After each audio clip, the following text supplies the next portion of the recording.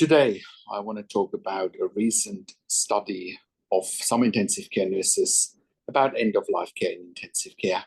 And I want to dissect today why this study is deeply flawed, especially in light of more and more intensive care at home nursing services.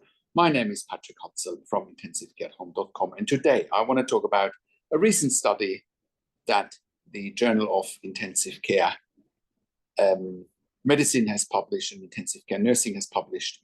And the name of the study is Practice Recommendations for Culturally Sensitive Communication at the End of Life in Intensive Care, a modified eDelphi study. Now, the biggest take-home message from this study is that end-of-life communications in intensive care are all great, and we can just continue because we are so great. And at no point in time has it been mentioned that 75% of people want to die at home, and yet less than 15% of people do actually die at home. At no point in time has it been mentioned in this study that intensive care at home exists, that people can die at home even if they need intensive care, palliative care. At no point in time has been this mentioned. This study is so far off the mark. This study is so far off reality, but I will break it down for you step by step. Also, a little bit about my background. I'm the founder and director of Intensive Care at Home. We are a nurse-led service. We are providing a genuine alternative to a long-term stay in intensive care, which includes palliative care and end-of-life care, which includes, for example, one-way extubations at home. For those of you who are from the intensive care community, say, oh, you can't do X, Y, and Z at home. We have done one-way extubations at home, just to set the record straight here. Also, I have worked in intensive care nursing and critical care nursing for 25 years in 3 different countries. I worked as a nurse manager for over 5 years in intensive care and critical care within Australia. So obviously this is coming from the Australian intensive care community, this research study. And as I said, we've been running intensive care at home now since 2012. And in 2025, this study at no point in time mentions intensive care at home.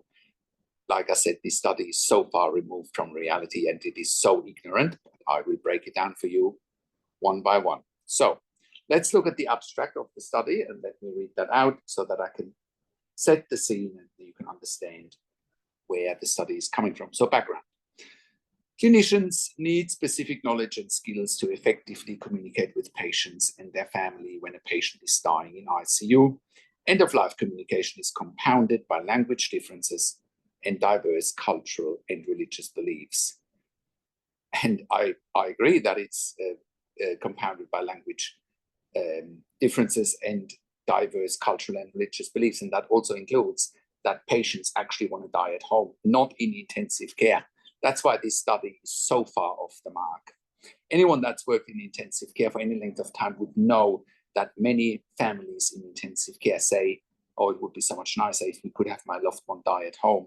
The other interesting thing about this study is at no point in time have families been asked. The families have not been mentioned in this study once, right? This is all about the glory of what's happening in ICU from doctors and nurses' perspectives, right? At no point in time have the customers actually been mentioned. A good product or service actually focuses on the customers, right?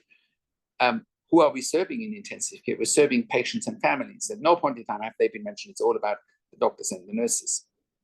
Okay, let's continue the study method. Modified 2-round eDelphi study, an Australian national sample of 58 expert ICU clinicians of nursing and medical backgrounds participated in an online survey to rate the relevance of 13 practice recommendations. 10 clinicians participated in a subsequent expert panel interview to provide face validity and comprehensive details about the practical context of the recommendations. Survey data were analyzed using descriptive statistics, interview data using deductive content analysis. Results, all 13 practice recommendations achieved item content validity index above 0.8 and scale content validity index of 0.95, indicating sufficient consensus. Yeah, it's all about consensus. It's not about having different opinions, actually. It's all about consensus. Recommendations prioritizing use of Professional interpreters and nurse involvement in family meetings achieved near perfect agreement amongst participants. Of course, you get near perfect agreement amongst participants if you're not asking your actual customers, right, which are the patients and the families, where they want to die. And there are plenty of studies out there that 75% of the population want to approach end of life at home, not in a hospital, and yet less than 15% actually do approach end of life at home instead of in a hospital. That's why I'm saying this study is so far off the mark. So let's continue with the abstract of the study. Recommendations to facilitate family in undertaking cultural, spiritual, and religious rituals and customs, advocate for family participation in treatment limitation discussions, and clinician access to professional development opportunities about culturally sensitive communication also achieved high-level consensus. Conclusion: these practice recommendations provide guidance for ICU clinicians and in their communication with patients and families from culturally diverse backgrounds. Implications for clinical practice: clinicians want practice recommendations that are understandable and broadly applicable across diverse ICU contexts. The high consensus scores confirm these practice recommendations are relevant and feasible to clinicians who provide end-of-life care for patients and their family members. The recommendations also provide clear guidance for ICU leaders, managers, and organizational policy makers. So the first question that I'm having here is, when you look at our website, Intensive Care at Home, there's a section called Case Studies, and we have published case studies about end-of-life care at home for intensive care patients. So this study has conveniently ignored that there's more and more end-of-life care for intensive care patients happening at home with critical care nurses. Intensive care at home is a nurse-led service, right? I have started the service in 2012. After having worked in intensive care for decades, knowing full well what patients and families want, and given that 13 years later, we are a fully operational service with employing over 100 critical care nurses around the country, is clearly showing that there is a need for what we're doing, and is clearly showing that this study, once again, is completely missing the mark. It's also interesting, once again, to find that no families have been interviewed. Conveniently, our customers have been ignored. Very convenient if you don't ask the customer. Makes you wonder, why is money flowing into some research study to publish their own glory without actually talking to customers? It feels like some of the people who have been involved in these studies are really living under a rock and don't talk to patients and their families, or only talk to patients and their families when it's about their agenda. And the agenda here is to let people die in intensive care instead of respecting families and patients' wishes to die at home.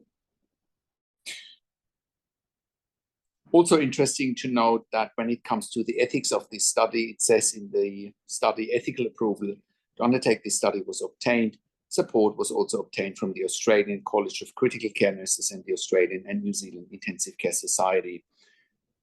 Again, those are some leading bodies of the industry, but they continue to live under a rock and conveniently ignore that, number one, patients and families want to die at home, and number two, that there is a service, intensive care at home, that can facilitate end-of-life and palliative care at home. Another noteworthy point in the study is when it comes to the section practice recommendation, and I'm paraphrasing, I'm reading it out. Overall, the participants of the study indicated that communication at the end of life with patients and families from culturally diverse backgrounds should be guided by, in quotes, local knowledge of the cultures in your ICU. Well, if the local knowledge of the culture in ICU excludes that patients and families want to die at home and excludes talking about intensive care at home, that's probably all you need to know about the culture in the ICU. Next, international guidelines are useful but need to be broad. Now, talking about international guidelines, intensive care at home has been around in Germany for over 25 years, which is where I worked in that space before I came to Australia. So again, by ignoring what's happening overseas, it's like, and by ignoring what's happening in Australia since 2012, it's like living under a rock, really. There was consensus amongst participants that the practice recommendations presented in the survey were broad enough to ensure the provision of culturally sensitive communication at the end of life, because every situation is different and specific instructions may not apply in any context. Yeah, I agree that every situation is different, including, do people want home care instead of intensive care? Do they want intensive care at home? When you look at the practice recommendations, again, there's numerous practice recommendations that, you can look at. I will share all of that. I will share the study, obviously, in the written version of this blog. You can look at it yourself. Again, there's all sorts of practice recommendations as it applies to an intensive care unit. At no point in time has it been referred to that patients and families want to have end-of-life care at home. Once again, the study is completely missing the mark about what is possible, what critical care nurses are doing, once again, because we're employing over 100 critical care nurses. Clearly, critical care nurses want to do the work that we are offering, meaningful work with patients and their families. They have understood that treatment in intensive care doesn't end in intensive care, can be continued at home, which includes, obviously, palliative care. It's also interesting to note that a lot of statements in the research study are paraphrasing what doctors and nurses say. Once again, at no point in time has it been explored what families actually say in those situations, which I find really interesting. There's also a section in the study where it says, where it's talking about debrief after family meetings, and I'll just read out this section. Conducting a pre-debrief and debrief before and after family meetings was discussed as effective in enhancing clinicians' communication. And then the study continues, and I quote, "We always do a debrief. How do you think that went? Who read the room? Sometimes you can see all the family, they might have 40 family members. So just debriefing of how it went. What can we do better? Did we provide everything that the family needed? Have you asked the families actually? Can you actually read the room if you're not bringing the families into this study? I bet money on it that there's many families in those meetings who have asked for end-of-life care at home. Is that why you keep the families out of the study? So you can conveniently ignore what they actually want. Another section in the study talks about reflective practice. And again, I quote, "Reflective practice was highlighted as a way of communicating with cultural sensitivity. For example," and I quote, "we need to realize that we don't know about other people's cultures. And instead of looking at it as a barrier, we need to think about what we can do to improve our own knowledge." Well, the first thing that you can do to improve your own knowledge is actually looking at other studies, what people actually want at the end of their life. Well, once again, 75% of the population wants to die at home, not in a hospital, let alone in an ICU. And less than 15% of people actually do die at home. So why our ICUs are not actively taking steps to facilitate what patients and families want? As part of the reflective practice, the article continues here, another nurse discussed asking open-ended questions of families. Then you can see what their priorities are. They're not our priorities. We need to ascertain what their priorities are at the end of life. What are their priorities at the end of life? I'm not suggesting that every family wants to have end-of-life care at home, but there is a large proportion of families that want to have end-of-life care provided at home. And I'm saying that, I've worked in critical care nursing for 25 years, once again, in 3 different countries. I've looked after thousands of critically ill patients and their families. So I have my own sample size, whilst I haven't put it on paper. It compelled me to start a service that is much needed. And that is a direct reflection of what's happening in intensive care. More importantly, what's not happening in intensive care, because that's where we are filling the gaps. Another interesting comment around reflective practice in the article is, conversely, a doctor discussed reflective practice as, and I quote, not being too sensitive. Sometimes we do things that have no benefit to the patient, or the families, and society as a whole, just because we are trying to correct what was done badly before. Once again, just because doctors and nurses think it's not of benefit for the patient, it might be of benefit for a family and for a patient actually to have end-of-life care at home, because often you can't ask the patient in an end-of-life situation in intensive care. Most patients are unconscious. It's also the avoidance, once again, to talk to patients and families comes out here. Another interesting comment as part of the study is that participants, which obviously were doctors and nurses in ICU, discussed several examples where they had assisted families to undertake cultural and religious wishes at the end of life. A nurse discussed asking families, and I quote, "Is there anything that we haven't thought of that they would actually like to do in the room?" And that, and I quote, "Our ICU is pretty much open to anything. There's not much we exclude. We'll have dogs that come in, things that are actually really important to that person. We'll have smoking ceremonies for some indigenous patients." Well, I can assure you that all of our clients at home have pets, pretty much all of them. So again, maybe change your thinking from letting pets into the ICU, from taking a patient home to their pets. Maybe that is the better approach. Have you considered that? And why is that not part of the study? Another interesting comment about a reflective practice. Additionally, a nurse described searching for new ideas to enhance the way cultural and religious wishes are facilitated by implementing and I quote, "end-of-life trolley," which is like the old-fashioned drinks trolley. We have things that will appeal to everybody. Bibles, Qurans, we have nice tea, China teacups, we've got beautiful coffee, diffusers, we can do handprints, take locks of hair, ECG strips. We're really trying to connect when we talk to these families. It doesn't matter whether they're from a particular cultural background, we offer anything. No, you don't. You don't. Instead of offering an end-of-life trolley, why don't you offer end-of-life care at home? And also on that note, with end-of-life care at home, it's a win-win situation. Clearly, patients and families want to have end-of-life care at home, which the study conveniently ignores, right? Conveniently ignores that fact.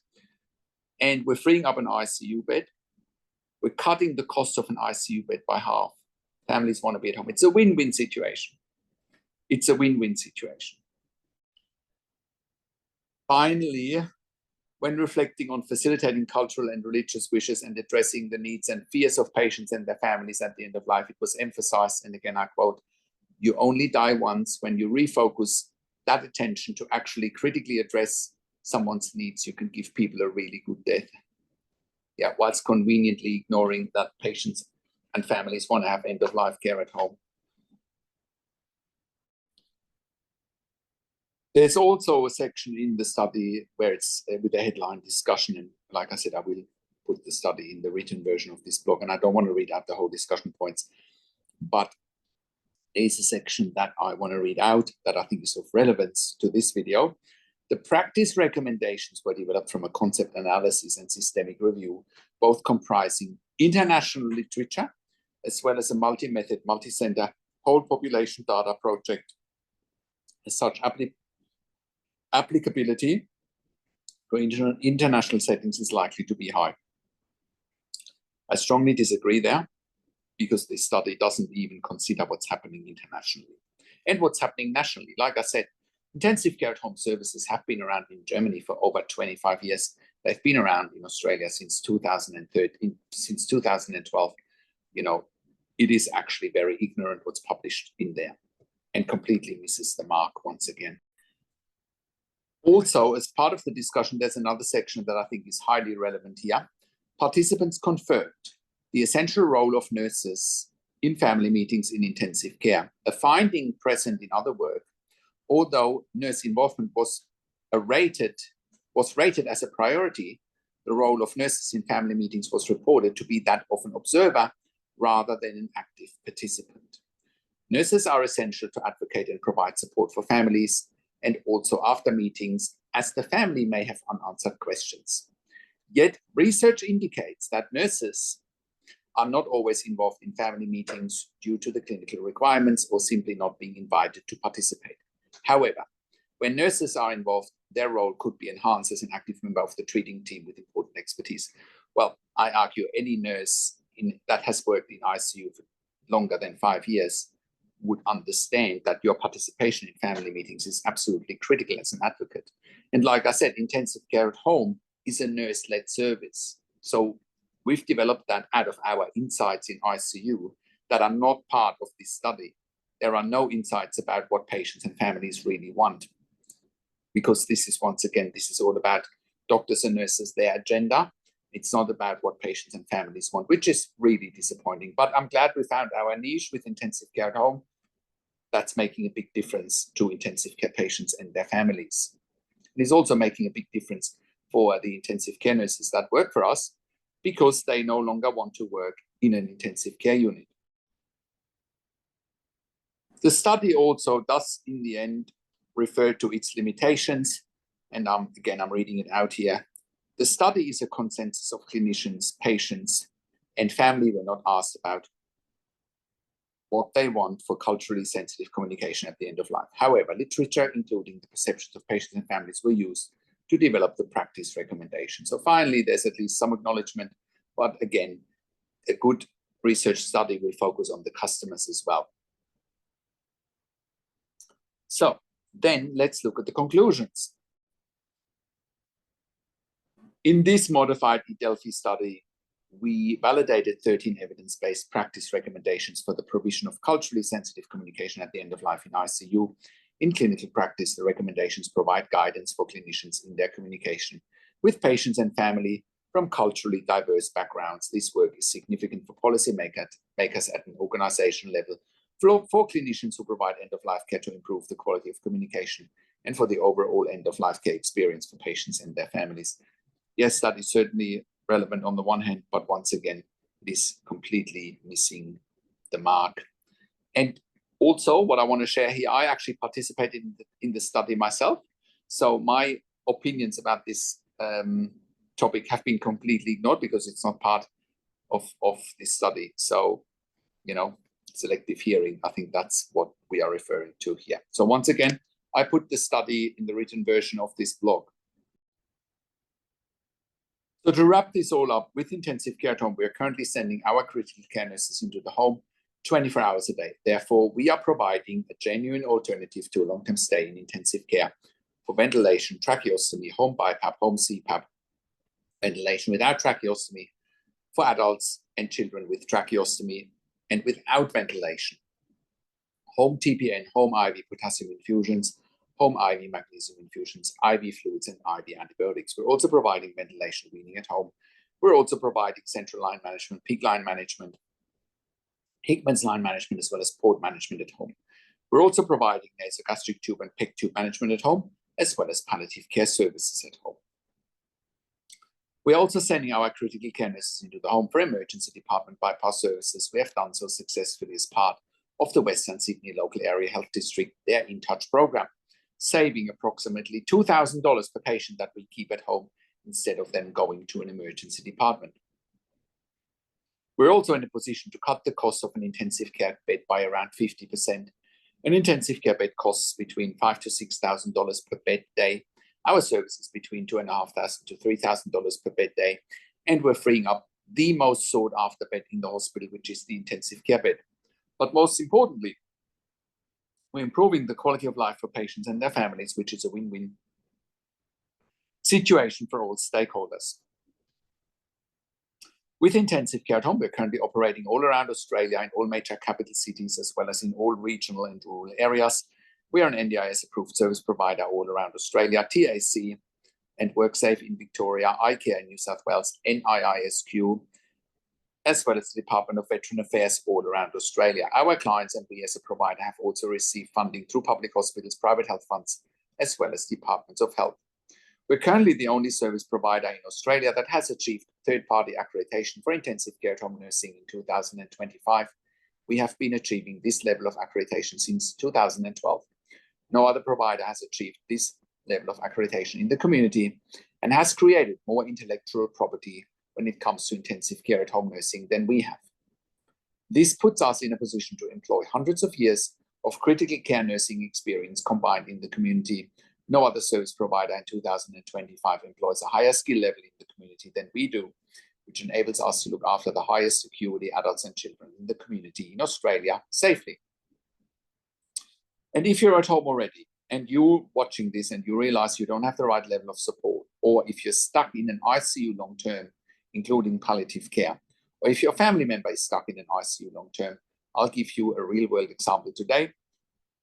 One of our first clients in the early days, when we first started the service over 10 years ago, was a client who was at home initially on a ventilator with a tracheostomy with a support worker model 24/7. Of course, it's dangerous and negligent having support workers looking after a client at home on a ventilator with a tracheostomy. That is like flying the airplane with a cabin crew instead of the pilot, because anyone on a ventilator with a tracheostomy is at very high risk of medical emergencies or even dying if they don't have a team of critical care nurses looking after them 24/7.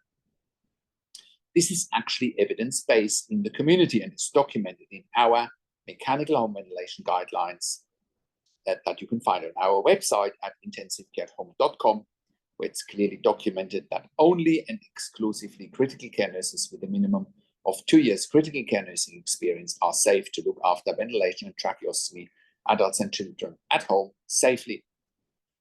Think about it. In an intensive care unit, in an ICU, in a hospital, you wouldn't have support workers looking after a critical care patient on a ventilator with a tracheostomy. So why would anyone in their right mind would do that in a home care environment in the community? People have died because of this support worker model. So eventually, this client found out about us in the ICU, that he was going back to found out about us as well. So we were proving our concept with this client very fast. When we worked with the client, we sent him intensive care nurses 24 hours a day.